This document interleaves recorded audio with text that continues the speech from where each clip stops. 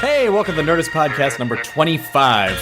Well, I just want to throw out there, the next Nerdist Podcast Live will be July 28th at Largo in Los Angeles with special guest Fred Willard. Also just added, David Koechner. David Koechner of Anchorman. David Koechner of Thank You for Smoking. David Koechner of The Naked Trucker and T-Bones. David Koechner of Beer Shark Mice. So go to Nerdist.com right now and get tickets for that. Now, get tickets for your brain for free with the Nerdist Podcast number 25 with Maria Bamford. Most of that made sense.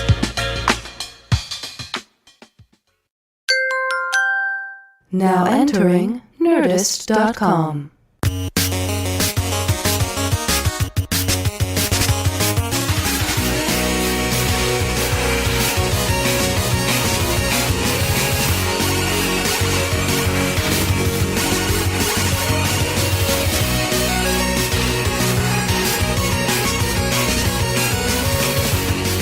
Excellent. Think we're recording. We all sound okay? How do you sound up on that microphone there, Maria Bamford? Okay.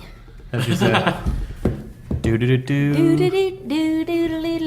All right, we're recording. We did it. Podcast. Maria Bamford! All right, thanks for having me on your show.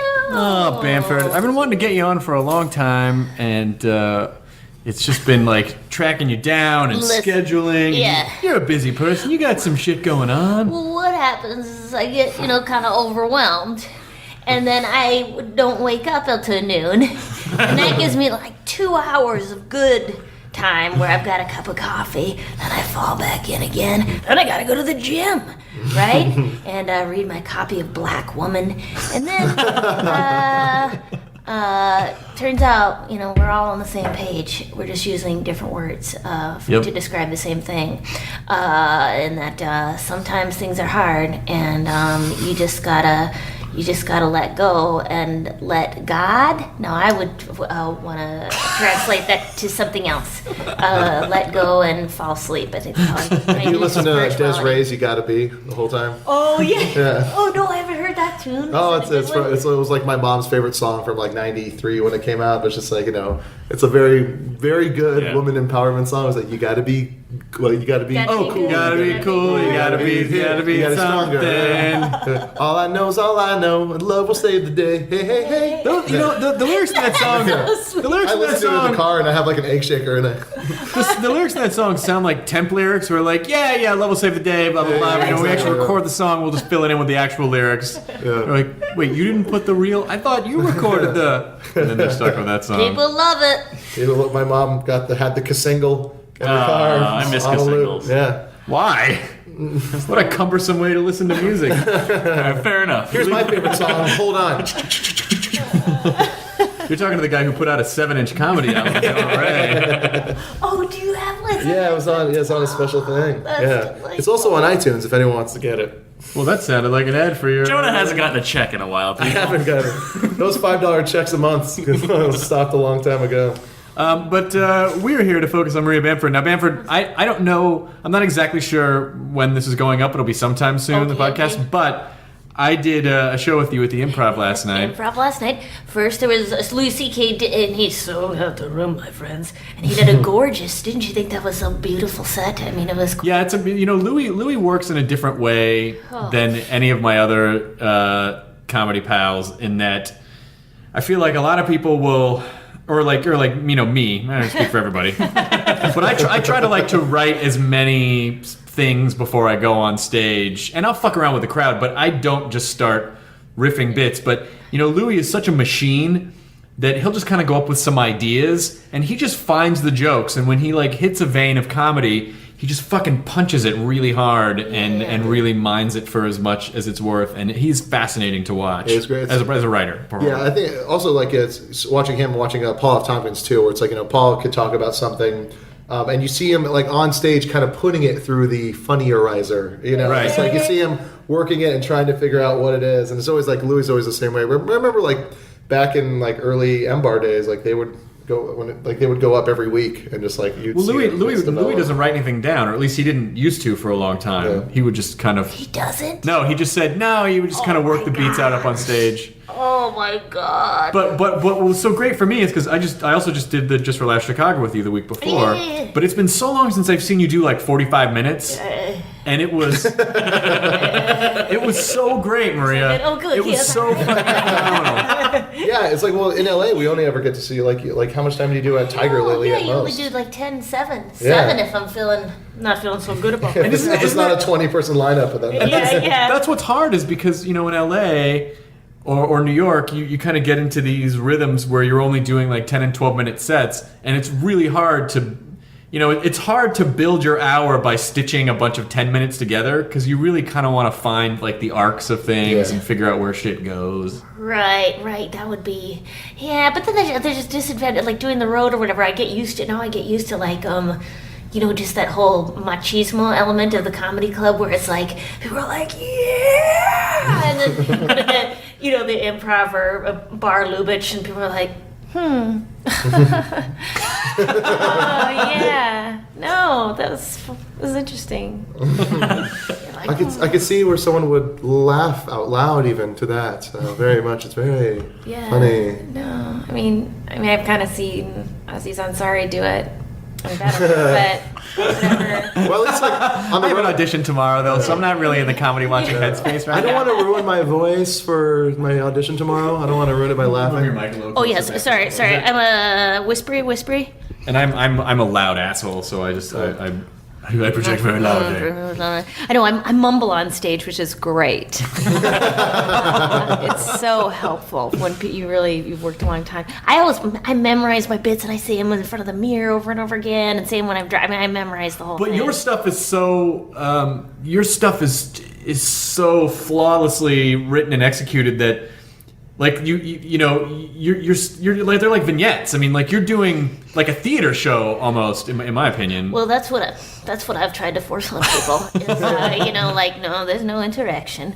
There's no group. Hurrah. I saw you doing some crowd work last night, though. I do try to talk to people. The improv, I do get intimidated going up there because it's like it's so I don't know. It's just after seeing Louis C.K. and stuff, I was just like, no boy. But compare and despair. Don't do that, Maria. We're all flowers in a beautiful garden, and the garden is growing. The garden of comedy. It's growing. It's a beautiful. I've seen. That's the delightful thing is just seeing new people. I went down to the. Have you been to the? I'm gonna say it wrong. The Fuck You show, the You're Fucked show, the Fuck. Holy fuck. Holy Fuck show. Yeah, the Downtown Independent. Yeah. I did that. No, I once. haven't done that yet. Oh, Yeah. I think you might really It's enjoy neat. it. It's like a whole other scene. Yeah. It's like these kids have developed their own little show, and like they all know each other, and like they don't seem to, like they're just their own little unit. And people were really great. Yeah, yeah. Everybody was really good. It's good. I mean, that's what I love about Los Angeles. It's really exciting. You see people who are very good and or very committed, so even if they're they're struggling, they keep hammering at it, Yeah. and people can like explode, or whatever. Like all of a sudden they're like super great. All of a sudden, remember. Yeah, just it's really neat. I like seeing. I've that. always felt like LA was kind of a bummer place to start doing comedy because you started in Minnesota, right? Yeah, Minnesota. And LA is sort of hard because it's hard to find real audiences, and also And you're starting in front of everybody. in front of the business, and in Yeah. front of, I always felt like it was so much more advantageous to kind of figure out what the thing you do and then kind of hone it here, like once you already kind of know. Yeah. But I mean, Minneapolis was just as people analyzing it and saying, I worked as a pizza waitress, and then I would have people, I'd be shucking and jiving trying to get people to come to my show, and then they'd come, and Then that happened. No one's supposed to actually follow through. And then they'd come in and say, I remember just one older lady coming in and just saying, I did not like what you did. Are you serious? That was. I used to do like an Andrew Dice Clay impersonation, and then it was filthy, and so. But I thought that was a feminist statement, right? As well as what is that called? Showboating. Yeah. Where you. You get to do the impersonation person, but then as well as benefit from their style, the jokes, which yeah. is what they like. Yeah. But then you also get to divorce yourself from it because you're doing a character, so you don't have to. It's totally it's that level hypocritical. of, it's that level of separation. Like I do a comedian who, you know, like, or the thing where I wish I could do that kind of act where it'd be, you know, somebody saying, being sort of, Are you talking about the ladies? accessible. We have a system. Yeah, like a lady sing. But the truth is, I am actually using that style in order to get the same laughs that person But you're would, getting so- two different laughs. Yeah, You're getting the exactly. people who Yeah, don't yeah, get the yeah, joke, and you're Yeah. getting the laughs from people who get the joke. Yeah, but yeah. What would happen if you did that character and it became really famous, but you became successful for the non-ironic version of that character? Would it freak you out? Larry I the think Cable Guy? I love just having. I think it's just it. I think it just feels sad because the same thing when people come up to the show and they're like, God, I didn't really get anything else, but that thing at the end, that was great. You know, yeah, that was fucking funny. And I go, oh, okay. But then I also feel good because at least they laughed at one thing, Right. You know, so it does work both ways. Like that it is funny. I mean, what that act is saying is funny, and that that's a way to do stuff too. I do things out of jealousy and low self-esteem sometimes. And, Don't we all? yes, of course, yes. That's how I walk. May I take this glass with me? Maybe you might start a podcast because you feel like you don't have enough control over your career. Por exemple. But I've known you for like 10 or 11 years. Yeah. And we used to do these little shows in Westwood, California. yes, And but your comedy career goes back even farther. But you started. I don't think I've ever seen video of it, but you started with the violin. And that was just it. So if it didn't go well, at least they'd go, "Wow, she's a great." It was all about my ego, like going, "Oh well, yeah. she's great at violin." So what was your when you first started? Like, first of all, how did you kind of get? And a lot of people listening might already know these stories, but for people who don't, how did you get into performing, and what kind of motivated you to do this kind of performance pieces? Well, in retrospect, I realize it's all a vengeful act.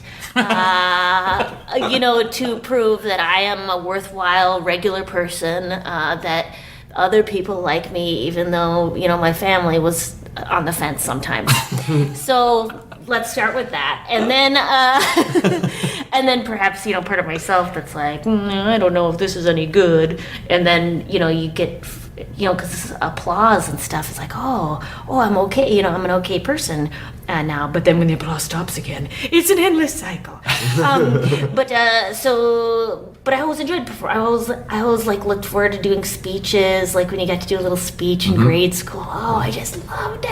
It was so great. Did you do a lot of character stuff in the speeches, or were you? I remember doing some story where I made up a story about like a couple tomatoes, and like one tomato was like a New York tomato, and I did that in my fifth grade pod system. We had in the 70s they had where all the classrooms are open, and then you just go free form from one thing to another. And I don't know if I remember this clearly, but I do remember like thinking that the other classes stopped what they were doing to listen to me. I don't know if that was a fantasy. What was sort of what was your inspiration when you were a kid? Like, what kind of comedy did you watch comedy? Were your parents? No, my dad. We'd always stay up and watch Saturday Night Live with my dad. Mm-hmm. My dad would love Saturday Night Live. We'd do all those jokes, you know, to ourselves over and over again. And that's one of my best memories. And also the same as laughing with my family, you know, just like making my sister laugh. My sister is ridiculously funny. She is not on her. My sister has a vlog. We're all closer to being constantly, everything is being televised, so you won't be able to tell where the revolution is.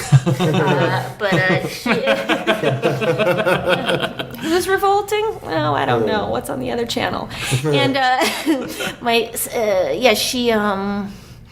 but she's really funny, and my dad and my mom, and so that was, I have a lot of warm times. And are they cool with all the characterizations of them that pop up in your set? Pretty much. My sister and I think it's been harder because sister, when I've kind of made her like sort of a cruel persona, which she has been, like she can be kind of snarky, but now she's changed really as a person. She's gone through this sort of a metamorphosis. Well, that's not funny though. Yeah, exactly.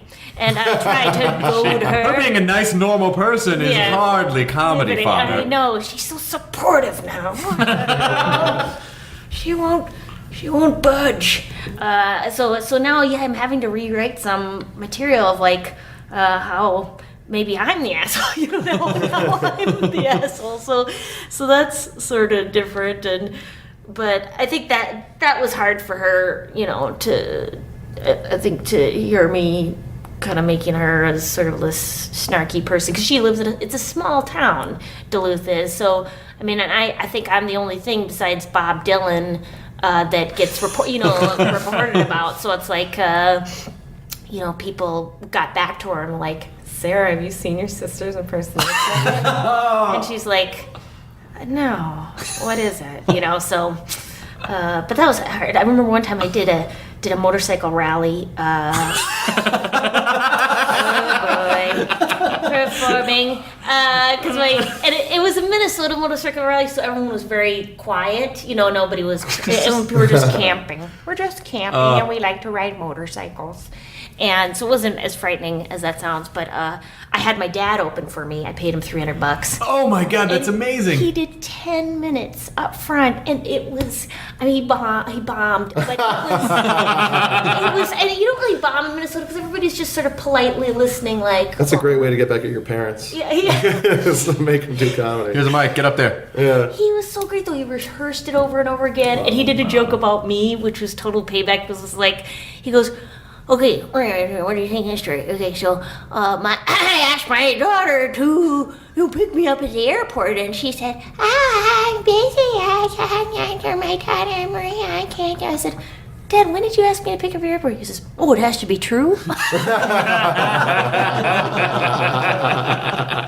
I was like, oh, good point, my friend. Good point. I see the Bamfords as the new reality show. Yeah. Well, that's what the Maria Bamford show was, the Super Deluxe web show you did. It was just like, it's just her, you doing all your different family members, right? I like family members. I like doing that. It's fun. Well, Bamford and I worked on Barnyard together. Oh, that's we right. did that back at the Barnyard for Nickelodeon, and Bamford played the meddling next door neighbor, Mrs. Beatty. And they would always. What was so great about working on Barnyard is that we would do written passes of the script, but then they would just have us improvise. And they used a lot of the stuff we improvised, and particularly with Maria, they would just let her go like as far as she wanted to go. And so that character just ended up becoming so wonderfully insane. And it was like almost entirely Maria just coming in and kind of like taking what could have been a pretty like stereotypical like I'm a nosy neighbor and just making this woman like a basket of insanity. It was so fucking gorgeous. Which is what you should name your next album. Yes. Basket of Insanity. Basket Or So Fucking Gorgeous. So fucking gorgeous. One of those things. That's good. Are you working on a new album? Yeah, I'm always working. I tried to work out new material. I mean, it takes me. It seems. Well, it takes. It takes what it takes. I think Jennifer Aniston said that once. It's so Your true, life is, Maria. right, Jennifer Aniston? Yeah. So true. So true. I was gonna try to do a joke, how I'm just obsessed with celebrities. They're just like us, except that their moods create weather. And like how, because I read this book about how people go for celebrity because it's a survival technique of biology that you want to look towards the person you perceive as being like the most fertile, physically strongest, whatever person. Well, Jen was not very fertile until recently. Am I right, you guys? According to Us Magazine. Oh, is she preggers? That's what it says on the newsstand. Baby Bump Watch? Baby bump. No, I think her actual quote was, "My pussy is full." Which I was surprised they put that on us. But Just because, my pussy's not hungry anymore; it's full of baby. I think was the actual. And then there was One that of the who most wore it better. disgusting ways to talk about pregnancy and birth. It's like out of anyone I know, Chris has just like tons of horrible ways to say like what was it, like front poop? Oh That's, yeah, front poop. Yeah. or poop out of my front butt. Yeah. I think on Web Soup we said front poop out of human or something. I don't know. It's great. That was always, I always wanted to be the class clown, and I was always the kid that would say stuff like, my pussy is full of baby in school, and none of the kids ever thought it was funny. It was just like a fucking momentum killer and just a dude. Like I got that reaction a lot. It was never, haha, you are entertaining. Yeah, I wasn't really a class clown either. I was because you gotta, if you're a lady, you gotta be kind of quiet and giggly. People like it when that's what my dad said. If you want a guy to like you, just listen. Just listen to them, for God's sakes. something going on in your marriage, Joel?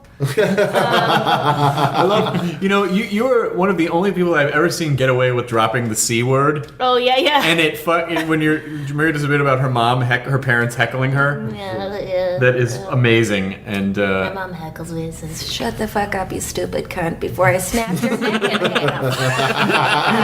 and there's usually you feel a chill like ripple through the room when someone drops the C word. But last night it was on fire, Maria Bamford. It was all right. And that's actually something Brian Posehn said to me. And he said, "Shut the fuck up, you stupid." It was like in a morning, like getting into the van. I'm like, Oh yeah. Good morning to you, sir. What was that experience like for comedians of comedy, where it's you and three like very specific but kind of dominant male personalities? It was super exciting because I've never had brothers, and I'd also I have not always had the best social skills, so I would always just escape. Like after doing an open mic, I would always usually go home pretty frequently, or I just didn't have a lot of anxiety. So I was like, now I'm getting better at it. Being with people, we're okay, aren't we? Yeah. I feel safe, especially when being recorded. As long as everything's recorded. That's what makes it all worth it. I just it was really nice. It was nice to kind of and see that they're sensitive dudes too. Everybody has sometimes I always thought that men are different or something, but they had they were worried about stuff and had feelings come up and all that stuff. It was real nice. It was real nice, and they were very supportive, and that's also.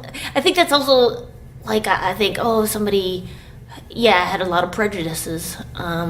Thinking if somebody's you said shut the fuck up, you stupid cunt, before I snap your neck in half. Right. Somehow. He's really a cruel dude, and he's like, no, I like you. I wrote a tag for your joke. It's nice. It was like being welcomed into the fold, because that's exactly what he would say to Patton every morning. Kind of like gang jumping by nerdy comics. Yes, exactly. So he called me a cunt. Yes. What was it like traveling with Zach? Because I've known Zach about the same amount of time as I've known you, and Zach, I love him to death. I don't know if I've ever had a serious conversation with him, because when you try to have a serious conversation with him, he kind of deflects it, and I'm like, I don't think I really know you. Yeah, I don't super know him very well, but he seems like a good guy. I I could see that he's you kind of get to some weird celebrity factor I would think maybe maybe it'd be stressful to connect with too many people. Oh yeah, well, especially now because Yeah. he's super famous. Yeah, the only long conversations I've ever had with him have been about music. But that's but once it delves into growing up, listen to other bands, that's when it he deflects and it goes into something. Yeah. Boy, I had some really crazy drunk moments with that guy. At his house. In that's England, right. Yeah. just being in other places.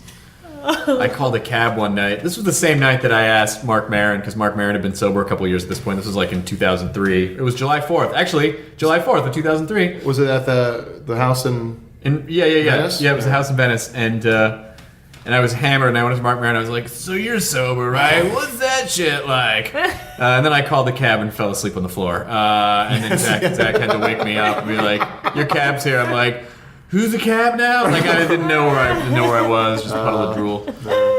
Those were the good old days. There was a bouncy castle in the back. It was a pretty fun party. I just remember Nick Swartzen shooting bottle rockets at people. Like, it was a weird Yeah, weird party. that was crazy. Do you mind? Are you on the sober train or? No, I'm not on the sober train. I booze it up sometimes, but not. I don't drink that much because I'm on so much medication. Like, I get sleepy real quick. So it's like it's not super fun for me. Like, my friend was like, "Let's go wine tasting." I was and I'm more of a food person. Like, I do like delicious foods and and also caffeine. I can totally relate with Mark Maron on that. Like, he is always cranked up on coffee. Like, He I loves am his coffee. jacked, and I'm trying to get off that. I've tried to get off that stuff. Drink of choice? What do you like? Oh, well, I used to be just a cokehead, and then I dated somebody who was totally an iced coffee, and I was like, what? And that is a sweet high. Like, the iced coffee, it's like, oh my God, it's like you're flying. You have so many ideas coming in your head. It's like when Troy McClure gives Selma the cigar. Yeah. It's like smoking 10 cigarettes at once. Exactly. I was trying to get off that, because I don't know, the philosophy that I seem to adhere to is that whole idea of like, well, why are you doing this? Like, is it kind of covering up some sort of feeling, Yeah. And it's like, God damn it, and I go, I don't know if I get scared, like whatever, caffeine is covering up, that'll be something like, you're gonna have to move from Los Angeles and train to become an EMT. Because that's what you're meant to do, is to help people in emergency situations, even though you get really anxious in those situations and probably don't command a lot of confidence in people because of your high voice and your jittery hands. But So you might just get that flash of a thought. like that, and I worry that it will mean that that somehow, because I bought a house and all of a sudden I realized like they always say, or not they always say, but I thought the American dream is you buy a house and then you feel like great, like you kind of feel a part of everything. And in fact, it has been super lonely to like live in a house when you're by yourself. And then I just got a roommate. So you did? Yeah. Where'd you get your super roommate? nice. Craigslist. Oh. Her name's Jasmine. Hi, Jasbo. Oh, I met Jasmine. She was at the show last night. She was nice. Super nice. She's like 19. She's an artist. She's super cool. She already got herself on some YouTube stars video that they're shooting in Sherman Oaks. And anyway, so it's been super good. But and kind of like that weird thing of like everything I've ever wanted has happened. Like I'm done. Yeah. Like I don't really. There's just nothing really need to strive for it. It's like, oh, so I make enough money. It's like, okay, and I know these are champagne problems. Do they come from Caviar Dreams? Yes, they do. Caviar nightmares. Oh, Caviar Nightmares. Sometimes diamonds, they kind of scratch you. Oh my God, complain bragging. I love it. I'll sit and have complain bragging sessions with people just for the fucking fun of it. Yeah, it's like, what they don't tell you when you buy the new Audi is that the keyless entry system, you have to be within 15 feet of the car. It's like, maybe I want to be 20 feet from the car, Germany. I hear you. Hey, Fucking Matt. ridiculous. Hey, Matt, how's your Honda doing? What? It's a hybrid. Oh, hybrid. How's So it? it's female and it can't reproduce. Come on, biology jokes. No, nature finds a way. I don't know if you remember the chaos theory. Oh, yeah. Nature finds a way. There's frog DNA in my Honda Civic. I also play jazz, and here's an iMac. Hey, You've so just been listening to how Jeff did Goldblum. you feel after getting your brand new car? Like, did you feel considerably different? Well, I was dating a girl in Santa Monica, and I was driving a 6-cylinder Jeep back and might as well forth. be Wyoming. It's Exactly. so far. Exactly. If you live in LA, you understand that joke. What's funny is I got rid of the Jeep because it got 12 miles to the gallon, and then I got the Civic Hybrid, and then immediately broke up with her in the hybrid. And I felt great about it. So it was a very green breakup. But then I was sad because I didn't have the Jeep anymore because I'm driving like 4 miles a day back and forth to work. And but you know what? I'm used to it. Okay. But it gets great mileage. I can drive to Vegas and back on a tank. Wow. Oh, that's nice. That's nice. But yeah, so it didn't change your all over mood or like feelings about I life. felt better about not recycling bottles. Oh, okay. That's interesting. So Just evens it out. there's a sort of weird, there's a sort of kind of weird carbon footprint economy that you're like, well, I'm contributing in this way. So It's like when I'm at Whole Foods and I finish, I'm like, you know what? This is going in the trash. It's just like you're walking down the neighborhood and you just fucking kick a puppy and you're like, hybrid. Sorry. Well, yeah, my friend just said something like that because I don't have kids. Like that's doing something for the environment. Like I can take credit for that. Like I'm not increasing the population. I was like, Sounds like you just don't want to have kids. yeah. Do you are you seeing anyone right now? No, I'm dating on a number of different facilities. Although I know that that's not the best way to meet people. As they say, the best way to meet, it's just through. But so I've joined a volleyball group because I enjoy volleyball. Do you really? Yes, I do. I do. Bump. Sign out. Spike. And, Bump Spike. She knows all the terminology. Yeah, I didn't even know what side out means. Was that means I get to It was a run and get movie. the- I don't know. It was a movie with Peter Horton and C. Thomas Howell. It was a volleyball movie from the 80s, I think. or Yeah, early any 90s. sport, every sport had a movie in the 80s. Yeah. Also, C. Thomas Howell. Yes. But just to say this, please don't anyone Facebook me about wanting to go on a date unless they live within 5 miles of Los Angeles. Because, and I also won't go out with any because I went on a date with somebody from Facebook who actually knew through friends through high school, and it was so terrifying. I cannot even It turned out like it was like, oh, this is why people don't give out the numbers, meet people in public places, because you really don't know. Like somebody can have like all the like, this person is has a reputable business and lives in a wonderful home and are drinking at night by themselves, Right. doing which I'm a cuckoo for Cocoa Puffs. I'm totally, but you just go, oh wow, I didn't realize that you do have to be careful because I always thought, I can't believe that Jack Rapington turned out to be a psychotic individual. Oh, Aaron Foley and I were sitting in the back of who is also a wonderful comic. hello, so good. And we're just. I mean, I watched. I had to pee about halfway through your set, but I didn't want to leave, so I watched. I stayed. I held it in. Yeah. And Foley and I were just talking about how, your stuff is amazing on so many different levels, and I love the idea that I can see the sort of self-help stuff that I'm sure. I mean, I know I've read a bunch of that stuff too, and I see it bleeding out. And so on the face of it, it's funny. Like the shit that you're writing is very funny on the surface, but I love kind of looking at what's underneath. Like, God damn it, she must have been through like 15 of hearing that same kind of phrase over and over again about how you gotta love yourself and you gotta let people in, before that expressed itself in your comedy. Oh, yeah, I love self-help. I'm a total self-help nerd. I love reading about ways to how life should be lived in a series of boxes. And if you just do a short inventory of your, what are your strong points and your negative points, and why don't you put that on a graph and then put it through a computer, and then it comes back to you, and you get a badge, and you wear that. And, Maria, pretend your life is a file cabinet. Yeah. You're given 43 folders, and in each folder is an emotion that you can file away. it's so, I mean... It's Linux. I know this system. Yeah. Oh my God, that is totally, yeah. Someone should write a Unix philosophy self-help book. Self-help book through Unix philosophy. Oh, that would be, I would. That would sell at least 5 copies. I mean, I'll read anything. Like The as long guy as it in the has- office is the processor, and the filing cabinet's your hard drive. Sorry. Oh, I do like autobiographies. Like I like this. Did you read Andre Agassi's? No. Oh my About his God. It was awesome. It's beautifully written, but it's all about like the passion of doing something and being super passionate and working super hard at it. But he says he hated it. He hated tennis the whole time. Like he was pushed to do it as a kid, and it was just, I don't know. I think it was a really beautiful book, and I love to read. I mean, I love to read. Period. I love to read.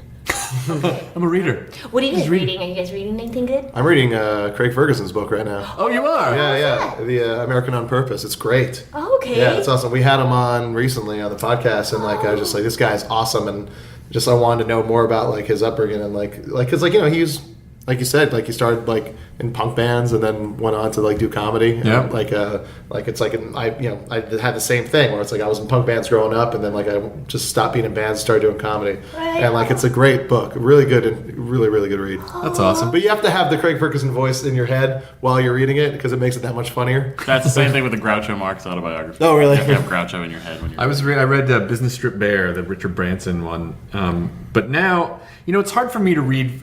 It's hard for me to read fiction. I always tend to read nonfiction because I want to learn about people's processes, no, me too, and I always feel like.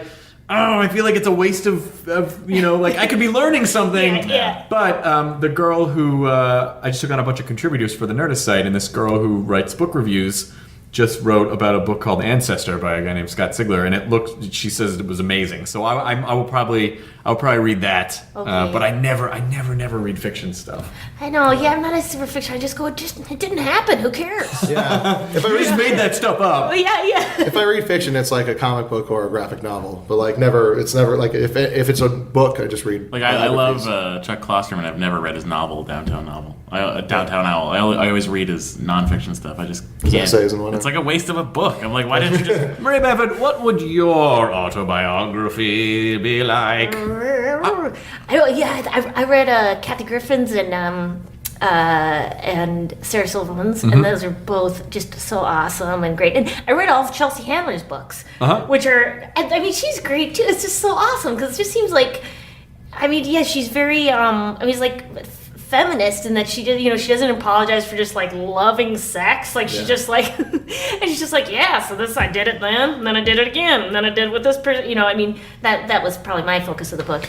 I'm sure you said some other things on there, but let me see. I have a book that I started working on, which I thought about I've read tons of books about depression and anxiety and stuff like that. So I thought, one where it'd be funny. Like it'd be a funny book, but maybe that already exists. So I did start working on that, and that's called "Don't Be Afraid of the Dark." Even if it does exist, it does not exist in your voice, which is why I think you should do it. Do you? Because I mean, I've always, I have a history of anxiety, and what the interesting thing was, stand up. No matter how anxious I could be going to a show, I always felt better once I got on stage. Like it was the weirdest. Kind of opposite the way it normally works for people. Like it always took me out of the anxiety space to performing. Yeah, it's totally relaxing. Like I there's no way you can think about anything else on stage. You can't focus on yourself and be hyper aware and. Yeah, totally. You just have to be. You just gotta be. Well, it sounds corny, but that's true. No, I wasn't. I said it jokingly, but that's exactly. Yeah, but you were what it holding is. 2 ears of corn in your hands when you said it, and you were dancing around. And I put my comically. B shirt on. We just say you gotta be strong. Yeah, what? You I got gotta my be B strong, shirt you on. gotta be fun, you Sometimes gotta on a be Friday night, I like to wiser. put my B shirt and get my B shirt on.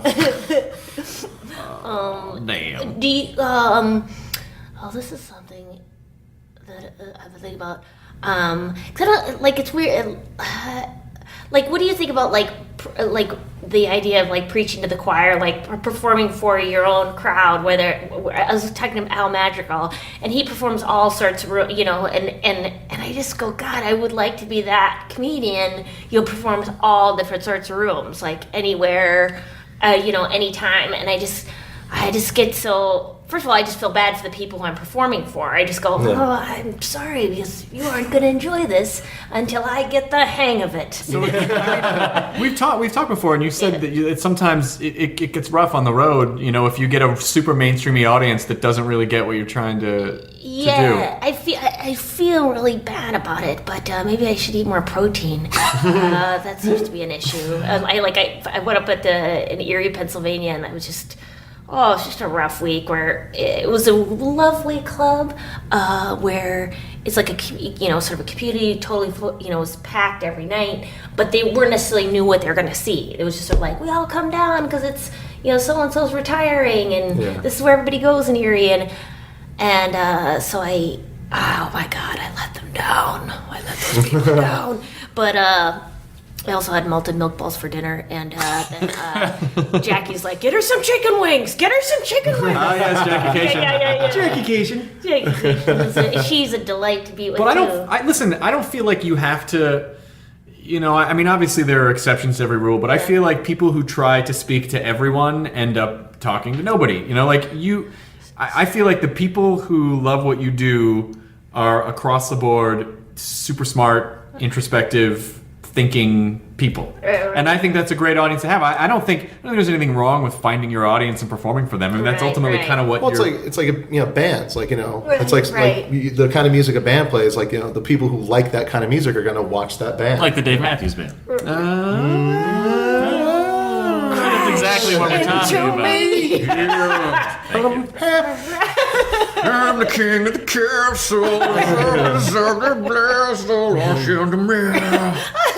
Even your impressions. Well, they got violin, so you like it. They do. It's really more of a fiddle, Jonah. It's a fiddle? It's really more of a fiddle. I got to that's sit how much in I the don't same care. green room with those guys because Australia, they don't have any hierarchy of who's supposed to be in the green room.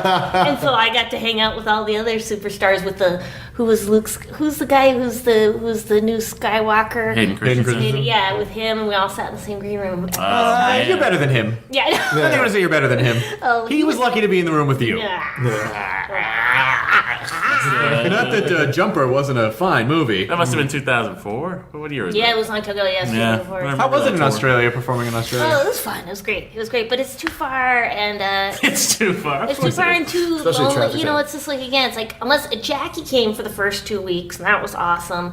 And then I just got to convince people to go with me, which seems to be an issue now. You know, like I'll go, because a lot of my friends have kids or businesses, and they're just like, Well, the ones who aren't being responsible for the environment have kids. You have a 19-year-old got that roommate who'd probably right. love to go to Australia with But would I be somehow lowering the carbon footprint? I could take more airplane rides if I was a foster parent.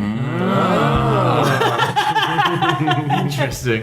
What is going through your head when you start? Because I feel like we all kind of have these algorithms in our head as comics, where when you start doing your act and you go, oh, if they didn't respond to that, they're probably not going to go for the next 10 minutes of stuff. Like, where does your head go? When you're kind of starting and you're like, I don't think they're that into this. I kind of try to go.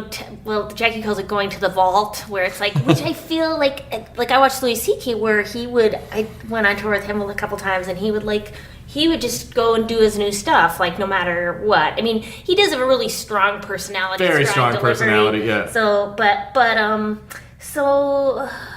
sometimes I just try to do as many new ones, and then when they seem like they're like irritated, then I go, oh well, here's this one. I know you'll. So it was a like soft, this underhanded one. pitch for you. Yeah. What's your writing process like? Do you where do you? I talk to myself in the car, like on the way here. I was talking about there's this phenomenon where I get picked up by a cab driver sometimes, and this is not an all-encompassing statement, but sometimes cab drivers are recently emigrated from a country where if they were to see me in their country, I could probably be stoned or thrown acid in my face or raped with a fence post. And that affects the customer service, let me tell you. Because I've just had really bad experiences where one guy started yelling at me, took me off the street and to a side road, started yelling at me because it wasn't going far enough for him for a fare. One guy wouldn't let me roll the windows down. One guy yelled at me for a long time, about how I was using a credit card, and I said it has credit cards and everything. And it was all seemed to be about women are inferior. Why is the goat talking? Oh right. So you're saying that there's some sort of a regional thing about where these gentlemen from where they hail, where you're a woman and you're getting in the cab and you should fucking shut up and do what they say. It's kind of hillbilly. I mean, whatever it is, it's but where it's just the first question is all, and I'm sure women, get is are you married? I mean, I've heard that. Are you serious? That's the first question. A lot of cab drivers is, are you married? And what that means is, are you a whore? Oh my Or are gosh. you not? And then I say, yes, I am. He is a Marine as well as a mercenary. And you know what? His name is Knife. He's a sharp knife. Sometimes I call him gun when we're just joking around. And then I joke about sometimes I've gotten sort of mad and said they'll say, oh, you're married, okay. And it isn't one ethnicity. I think it's sort of a. I don't know what it is. It's just sort of like a thing that women should be out and about. Yeah, it's cab drivers, fucking cab drivers. And I'm wearing something sleeveless, and that is asking for it.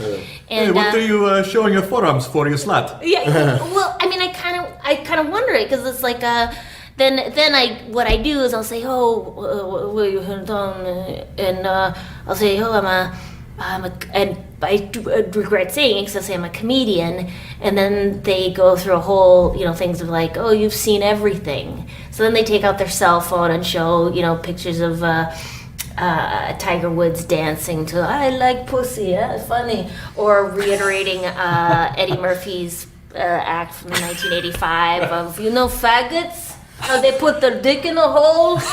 You think about the faggots? It's so fucking funny. You've seen everything, though. And I want to see everything, my friend. And what are you going to answer when they go, what do you do? DEA. Yeah. Oh, that's a good idea. Just tell them you work for the government. Yeah. Tell them you fucking work for the government and they will not bother you. Yeah, that's true. Now I say I'm a bookkeeper. And No, bookkeeper, no, that's too obvious. Oh, okay. DEA is like fucking hardcore enough, and it's a weird thing to say.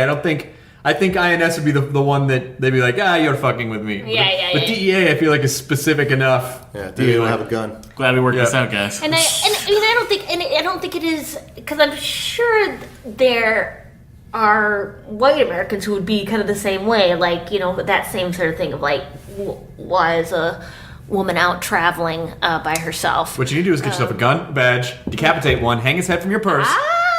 Then no one's gonna say anything when you get in their car. Exactly. Then that's the problem. What? Who's married? What now? Who's married to whom now? And you can just kind of indicate to the head. Chris Hardwick, problem solver. That's right. I'm just a guy that feels like decapitation solves everything. Sure, my answers will get you arrested, but their answers. Who else got one? You guys aren't chipping in. But so I was trying to write a joke about that, about like saying, like what. And the hilarious thing is that I never say, like, because I had some friends I was talking about, and they're like, oh, yeah, just, because the friend had a similar experience. She was just like, I told them, fuck off, and you're not going to get a tip or whatever, and I'm going to call it a taxi agency. Of course, what I do is I over tip them, and then I'm really nice because I think, part of me is I'm afraid of them. Right. And then part of me sort of like feels sorry for them, like, oh, well, I just, maybe they're going to learn about the country and it's a new experience for them. And the apologist for the asshole. Yeah. So, he's really nice when you get to know him. Yeah, exactly. I mean, it's totally like, well, why do you stay in a relationship with someone who yells at you all the time? Like, oh, he's right. I do tremble a lot when he's yelling at me. That's true. It's me. I'm such a dummy the way my face looks.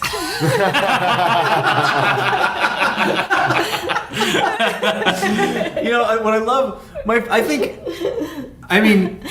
not to, I hope this doesn't make it weird, you might be my favorite comedian. Oh, that's very kind. I mean, like genuinely, but one of my favorite thing about your material is that it is unstealable. There is no fucking way. He's tried. Yeah.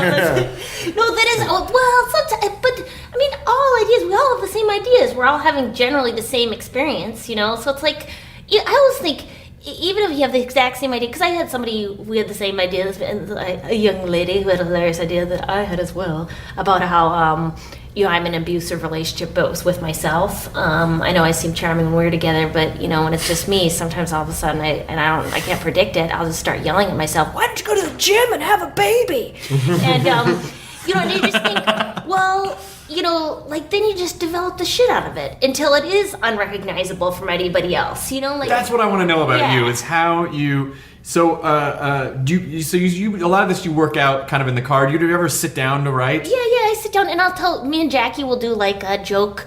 We'll go, okay, I'm doing, and we'll ask for tags or not. I'd say, I don't want any feedback on this. I'm just saying it aloud, because that's hard when somebody like gives feedback, but it's like, it's a fresh baby, and I can't read yet. And right when the baby comes out of the womb. Yeah. Oh, you gonna fix that? Yeah. Well, it's only 2 minutes old. Exactly. Is this already full grown? Put some clothes on that. You probably want to cut that cord off in the middle. Well, but it's gonna happen. Exactly. You just gotta give it a little bit of time. So it's gonna look like that forever. No, it's gonna grow into a person. I'm not seeing that happen in front of my eyes. I don't think so. I mean, I guess you could.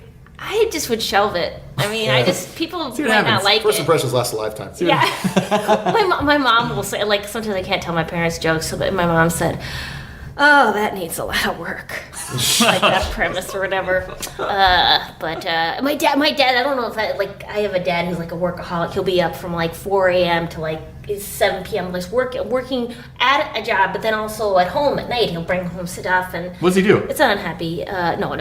But he loves to work. But I think he has some. He's a dermatologist, but he also does studies on the side and does also. It's a little less now that he's getting older, but like I've tried to write a joke about that about like. But it seems sad now. It's a little too sad. Like people kind of go, oh. But I'm trying to work on that. Like saying, my dad is always, giving me a hard time about my work ethic. Oh, are you going down for a nap or just coming up from a nap? Were you taking a break from your vacation? Dad, I'm traveling. Oh, so you're on sabbatical. Dad, I get it. You sat around bars for years, eating French fries with your friends, and now you found a way to get paid for it. Dad, I don't want to talk to you. Oh, you're going to hang up on your poppy. You don't want to talk to you there. No, I'll talk to you. Yeah, what else are you going to do? But I've told that joke and some people like get a little bit sad, it's like the jokes transform of like, where it's like, okay, when you start with the initial emotion and it's like, I sound too mad or it sounds too sad, or something like that. Because when I was telling that before, it was like, my friend's like, okay, the way I was telling it before wasn't any good, but I like how jokes develop, it's fun. Do you ever riff tags on stage, or do you go up like totally, exactly what's gonna come out? I know pretty much, but sometimes, because, I wish I would let myself be more surprised, to like trust in the moment, in the universe, in the wind blowing in the trees that affects us all. Are you working on any jokes? Yeah, more so now than I have in a while. But like, I don't write well when I just sit down and write. I write the worst things I could ever do if I just sit down and write. So I have ideas and then I take them on stage and then play with them. Okay.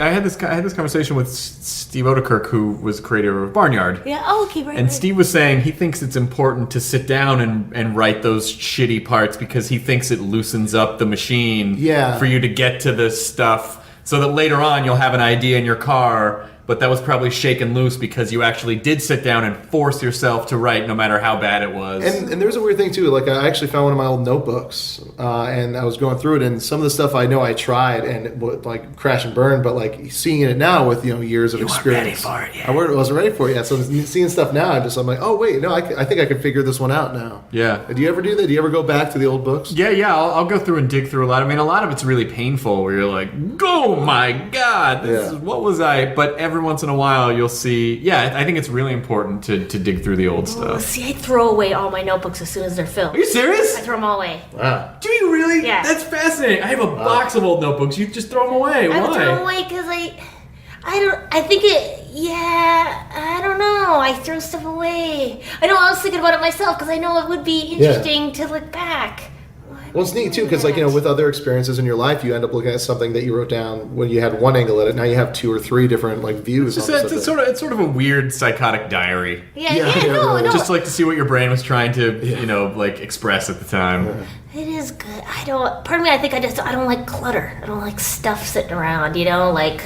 So that's good. I like that. Like, what happens when you're working something out on stage and you just totally lose, because that is my fear. At least I feel like if I have something planned out, even if people are on board, it's like, well, I have a plan, and I did a nice plan, and they can see that I've baked these cookies, and they're made of shit, but they look like cookies. If I go into I turn down a dead end, I just and it just pitters out. I just go, well, and then I start the next thing. There's nothing, because so many of the shows in LA too aren't really professionally shows. They're at bars and they're laid back. I don't think you have to justify it at all. I think as long as ultimately, I think the crowd they're there to sort of be led a little bit. Right. You're forming a relationship with them, but they want to follow you. That's why they're there. So if you don't go, oh, screech, and if something doesn't play, I think if you just kind of gloss over it and jump onto something else, they're not gonna. I don't care. I don't think they'll really care if you don't land on it for but too long. you can get some laughs to get out of the situation by commenting on that moment. Like it's sometimes at the improv, like that the kind of crowd that if you take it one step too far, they'll step back. You comment that they took a step back. You get a laugh, and then you just move on from there. Right. I know, and I do love that. I love that when somebody just says what is happening. Because I think I have a hard time. I don't know if that's because of culturally how I grew up. It's like, let's not mention what's going on. The danger, though, is always that because in your mind, you're not always the best judge of how your materials, like how people. Sometimes you think people don't like you, and sometimes it's they're listening or they're trying to hear. Yes. And so then when you go into, well, this was a big pile of failure, then everyone is just kind of like, oh, you wasn't like really you. feeling that, and then you're telling them that it sucked, and then they're like, but I totally hear you about the honesty thing. I like even just getting up on stage and commenting on the room right away because it kind of brings everyone into the now of the show. I like, and I always feel like, oh, this person's really here. Like they're not just phoning it in, going, I'm going to recite to you, which is something. Okay, I'm going to try that. I'm going to try it tonight at Takes. I'm at Tykes. Tykes? T. Oh, at the Tay. Tay. It's Tay, I believe. I'm not French. French Toast. French Toast, 8:30 p.m. Really? French Toast at Sunday nights. That's what it's called, that show. I didn't know there was a show there. Do they serve French toast? I don't know. Is that from? Or is it a French toast? Like, to your elf! Oh, the last week they had Kyle and Bronger on it or something like that. Oh, okay. I heard it's good. Kyle Kinane, Matt Bronger. Yeah, sorry. Just for people listening. I'm sorry. Yeah, no, they're very gifted and talented as well. What are your sort of, what are your, because earlier you said, oh, I feel like I have everything I need. Yeah. Do you have sort of long-term, it's baffling to me that you're not on a show. Like you would be such a perfect character on a show. I'm surprised that you're not on something right now. Well, that's what I keep telling the Lord Jesus Christ. And it's good that he's on my side because he has a plan for sure. Maria, I'm going to let you do some, I want you to do some road work. Then we're going to slide you into a sitcom. That's the best Jesus Christ voice. That's how he sounds, right? That's what he talks like. Maria, take it from me. Wilfred Brimley. Jesus, you've gained weight. I also have diabetes. Diabetes. They deliver my diabetes medication to Lord Jesus Christ. When you only saw one footsteps in the sand, it's because I took a break on a rock. Well, that's because my foot was sawed off because I got diabetes. And that's because you were carrying me because I got real tired. I was riding you like a. There's the equivalent of footprints in the sand in other religions. Did you know that? There's one about. I can't remember this Hindu or Buddhism where it's there was the statue that's dirty of Buddha in the corner in the center square, and then somebody rubbed next to it and it was gold. There's the center square, you mean? Or wherever the village where Paul Lynde used to sit. Yes, the center square, and then somebody rubs up against it and it's actually solid gold. And the thing is you don't notice what's a treasure beneath you or something. Well, all of it, if you trace back, all the mythologies cross over. Mm-hmm. Right, right. You mean religions? I've heard that. All the religions. Real? You mean the facts? Right, I went to Catholic school, and you mean facts? They probably won't teach you all of the parallels between the Nativity and the Mithraism. I don't know what you're. All right. You mean when the baby Jesus was born? Yes, Matt. When the baby Jesus was born. Under no stars. Presents. Wow, I've never seen At a time of the year when there weren't shepherds out. And the Dave Matthews Band. Why don't you crash into Jesus? I'm from Boston and I believe in Jesus Christ and Dave Matthews. And the Red Sox as well.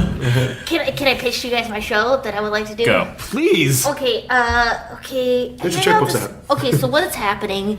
I'd like to do it. Okay, so. But I don't really know what it would look like because I want to collaborate with somebody, and I was trying to get do you know Neil, who's married to Jen Kirkman? Neil Mahoney. Mahoney, Yes. who's a delight. Now, Maria, I am a network executive, and as such, I lack a lot of imagination that most humans possess. So you're really going to have to paint the picture for me. Well, I actually paint a picture. That's what I do for the show. Well, I can see It's that. called Ross, the girl. Wait, there's no orange in this painting, are you? I hate orange. I will never pick up a show with orange in it. It's whatever you want it to be. It's a modern art piece. So I don't like that. Okay, maybe I should, but okay. So the idea is it's a neighborhood sitcom where I live with the same, people, sort of a cavalcade of characters or whatever that are in my head.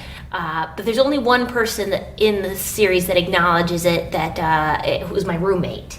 That I'm actually not living in this sitcom, and one of the characters is a monster so it's called Me, My Mom, and a Monster, and the monster lives in the garage, and then each episode the monster is something else to everybody. Like the monster, represents, whatever, like racism or the environment or some huge, it's whatever people put on it.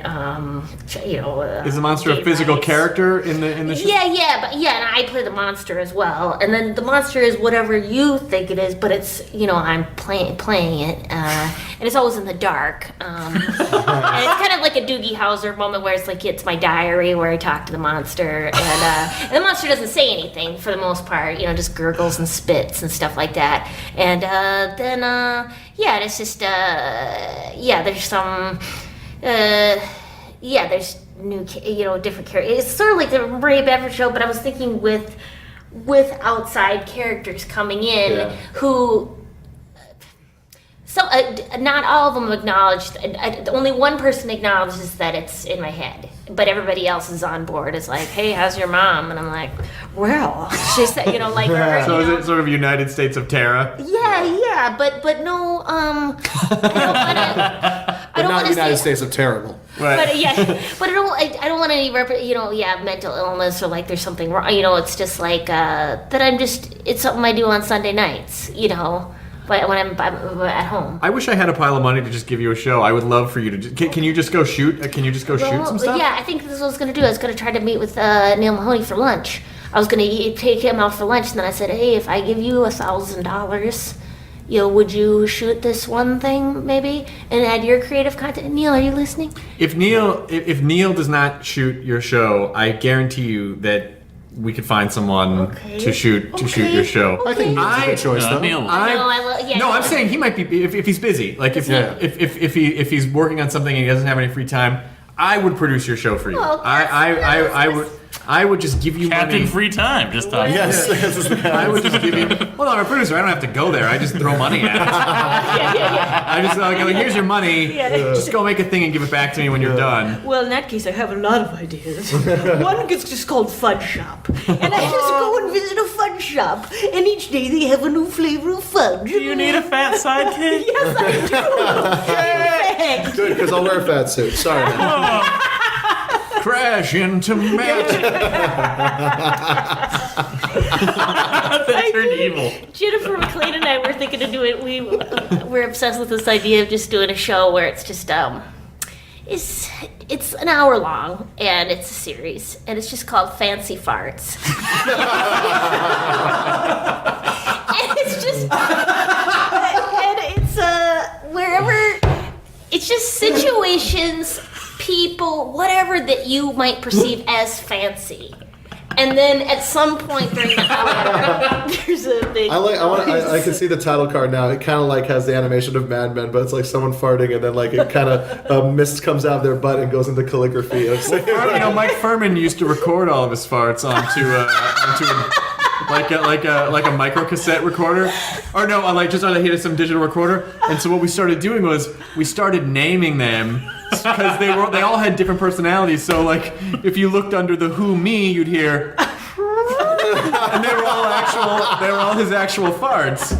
They were all his actual farts. So it was actually a fun exercise to go through and kind of anthropomorphize them.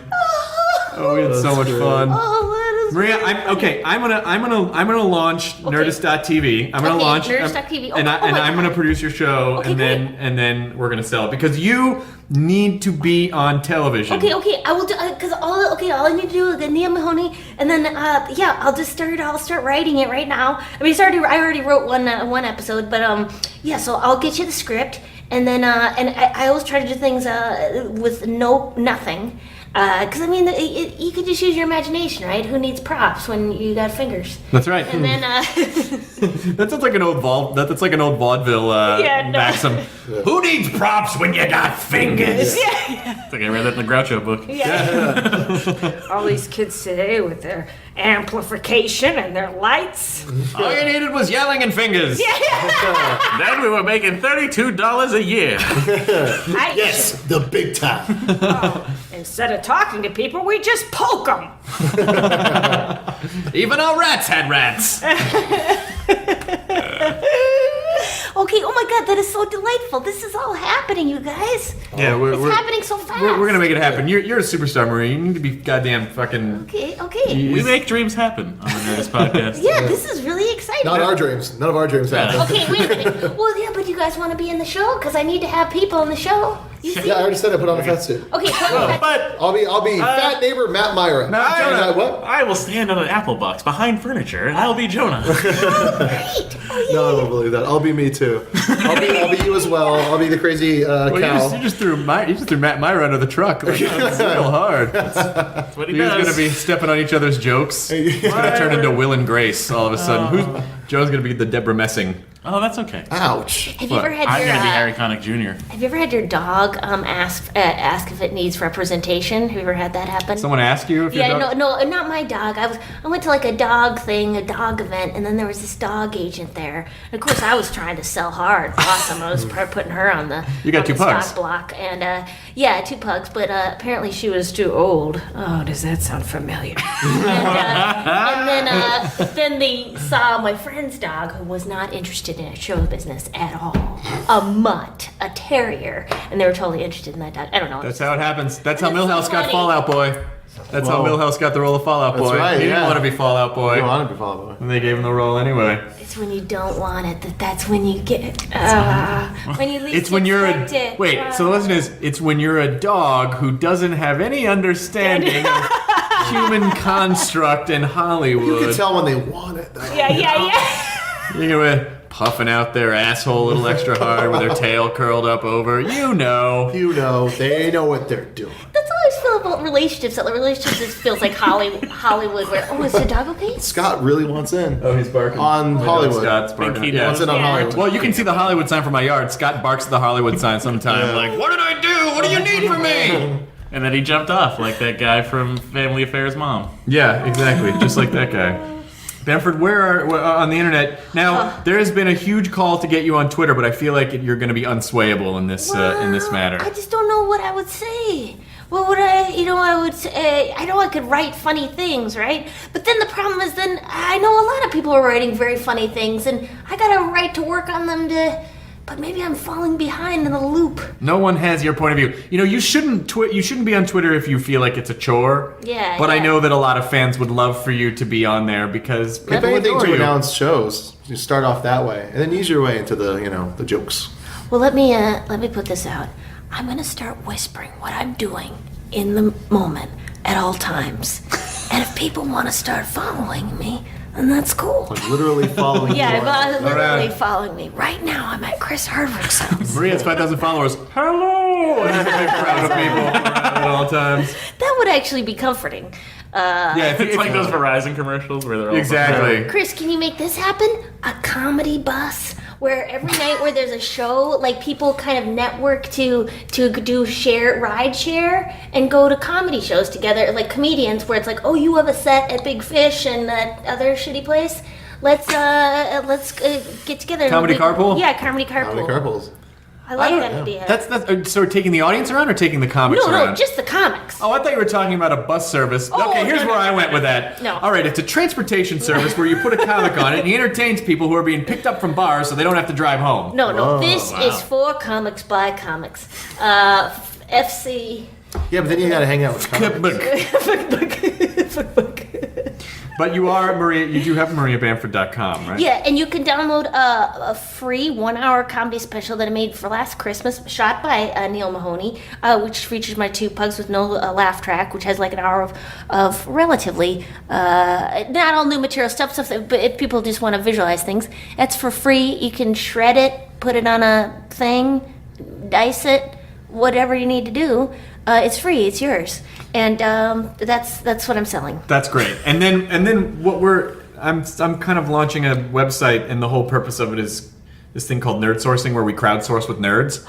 And so if you have a project, like you want to shoot this thing, Yes. my hope is that we can get a bunch of fun, creative nerds together that will come help get it done for you. And then you get your thing out of it, and they get to work with you, and they get to put on their resume like, oh, I made this thing with Maria Bamford, and everyone gets something out of it. That's great, but no, and then the only worry is like I just go, sometimes people are frightening. Like even though they're nice, they can be, I don't know. Have you ever? We don't shoot it at your house. Oh God! Because that's where I always think. Well, it's got to be my house. No, we'll shoot it at a location. Like Okay, really? we'll For take you real? to the location. Like we won't. Yeah, we're not gonna. We'll blindfold everyone on the way there. That's Would you right. shoot it at your house? We'll give them the truth. We'll give them the truth. We'll hold up that Men in Black thing and be like, "This was a weather balloon," and then everyone will think that it was just a weather balloon. Oh, okay. Oh, that's perfect. I mean, not that I'm generally afraid of people. I've just had a couple of weird experiences now. Well, it's hard. I definitely think it's harder if you're a lady comic and you can kind of get some aggressive dudes who are like, "I want to make you my bride." Yeah, I saw you. 1992, and I've been thinking about this. I just want some of your time. I've had a boner for 15 years straight. And I don't even know. I mean, I think I don't know. And it was weird because I think I would never do that. Like I would never go. I saw that guy. He's playing concert violin on TV. And I just like the looks of him, the shape and the width. And I just feel like we might have something in common. I just want to just have an ear for just a couple of minutes of his time. Like I would never do that. If I meet him, I know we're gonna be BFFs. Yeah, I think I would never do. I mean, have you ever done that? Have you ever met somebody who go, "Oh, I saw them in some public situation, and now I'm gonna go ask them for something"? Or No, I don't think I've done that. William Catt, the greatest American hero. I did ask Emo Phillips for advice when I was 21, and he said, "You just keep doing it, and then you keep doing it, and pretty soon a lot of people have seen you, and then more people have seen you, and then pretty soon a whole bunch of people have seen you." Nice. And it's actually You know what? then Actually, true. right before I started doing comedy, I was at the Improv. I saw Brian Posehn do a set, and like I said, hey, I just want to say, like, I'm a really big fan. I think you're a great stand-up, and I'm really a big fan of Mr. Show. Then he talked to me for 45 minutes, giving me advice, like, because he's like, I don't know why my dog is barking. You thinking about going into stand-up? I don't know who's in my house. This is our first surprise guest. Did you bring all your friends? I might have Someone's gonna be selling something. my and I'll be friends. like, I'm recording a show. Yeah. This is an awkward moment. Let's cover it by saying how awkward it is. Oh, it's okay. It's okay. It's Just be. Well, Just be in the I'm not moment. okay. Just be. Do we sing something to calm want to? ourselves down? Do we? Crash into me. And a 1, and a 2, and a 3, and I've never heard the song really to know it. Crash. Here, I'll just play it for everybody. I know that Whitney Houston song. Can't clear that, man. What? No, it's fine. Dave and I have a long-standing agreement where I just give him lots of money. I wonder if I have that. I have 6 versions of it on my phone. You have 6 versions of Crash Into Me? So let's Acoustic. go. Acoustic? Acoustic, I have. Oh, sure. I love it. I love Dave Matthews Band. He's very kindly. That's a sweet song. It's a sweet song. Oh, they can hear it. I hope. I hope. We speak on it too. Wait, This is the well, first time we played it, so now we clap for it. wait, why? What's Are we going to be able to what's have the this matter? on our show? We're not advertising. Got your change, stand your What you guys do? I was totally just rude to my new neighbor. Oh, He's a young-looking guy, and I open the door, and I'm like, whatever this is, I'm recording a thing, so I don't have any time. Because we get a lot of solicitations. Like, people show up, and they're like, you want magazine subscriptions? And I'm like, no. And then they make you feel like you don't want to help their youth group. Yes. Yeah. And then you always hear like, oh, it's a scam. Don't give it to them because they have to give that money to someone else who's like their Don, and he takes all the shit from them, and then they punches him in the throat. So I totally was just super short to the guy, and then he was like, oh, I just moved next door. And then of course and then that's when I got on a large penny farthing bike to backpedal. Oh. Turned out to be a very sweet guy. We just that's good. What does sang he Crash do? Into Me while you were gone. Did you really? Well, Kind of. I've never left the podcast unattended before. How did it go for these 2 minutes? It went well. horrible. It was just It went real fine. bad. Chris, we need you. Yeah, it turns All out right. we need you. I Good. watched That's what I pot, need to never hear. boiled. That's what I need to hear. That's what my alpha male needs to hear. Oh, hey, this is my new. No, this is just a open mic show I want to do in my neighborhood. Anybody interested? Do you know? Because I've tried to ask like a bunch of places, will they let me do an open mic in my neighborhood? And I was gonna do the bowling alley. I'm hoping that I'm gonna go there. Oh, yeah, because they got that stage at All Star Lanes. You saw Ben Folds there. I saw Ben Folds there when I first moved to L.A. I saw him perform, and then Weird Al came up on stage and sang a Ben Folds 5 song with him. One of Oh the my best moments of gosh. my life. That is a delightful moment. A song for the Dumped. Yeah, it was great. But like that's a cool place. Is it cool? Okay, maybe I'll do that. Okay. But then there's the also All-Star Lanes. Juanitas down New York, towards Garbanzo. And I thought because they had such a high ceiling, like it might not be so good. Like it seems That's like a true. giant Bamford, I have a cave. little experience with bowling centers. It's gonna be very loud. Okay. No, it's a People bar off bowling. to the It's a bar side. off the side. It's like of it. it has a wall. You have to walk through a door to get into. I'm listening. I'm listening. And an open bar so people can have nice beverages. Beverages. Beverages. And they got the. Is it still a Chinese restaurant attached to it, or did they change that again? I don't know. I haven't been there, but I got turned down by a couple places. I'm like, what? You don't want live comedy? What else did you try? The coffee table lounge. I tried. Oh, I did not try the coffee table. I don't think it's set up right for I it. tried a couple coffee shops. All Star Lanes is gonna be good. I think Okay. that'll be good. It's a great bowling alley too. And then in between comics, we have a sing along of popular tunes. Like I'll hand out the lyrics to some of our popular, some slow dance, Like or some- Lollipop and Yeah, and then people do a sing along. Sandman. Mr. Sandman. Because Jackie Cation likes to Enter sing along, Sandman. and I was trying to think of a way I could get her to co-host it. Yeah, that'd be great. Yeah, Maria Bamford's Sing Along Comedy Hour. yeah, that's what I was thinking. that sounds like a blast. Okay, come on All Star down. Lanes is also the name of my dad's bowling center in Memphis. Oh really? Tennessee. Yeah. Oh wow. Yeah. That's awesome. That's information that's useful to know. When do we get your dad on the podcast? When do we go to that bowling alley? My dad. We'd have to go to Florida. He's- I'm okay. But can't My you do it parents live via in the Florida. I'd see them telephone, both. No, I like it's to tell like stuff over the telephone is weird. 'cause I know, I'm into this. Everyone tries to talk at once, and you can't see their face, so you don't know when they're going to start, and then it's just a big clusterfuck. So I can and see I already that. get accused of interrupting people enough as it is. Ah, fuck. Like for instance, Bamford, it has been wonderful having you you so on. I'm much. so glad. I'm sorry it didn't happen sooner. No, cheers. Cheers. Thank you. Cheers. Click, click, click. Clink, Oh, clink, click, clink. click, click. Hugs for everyone. Hugs for everyone. Now leaving Nerdist.com.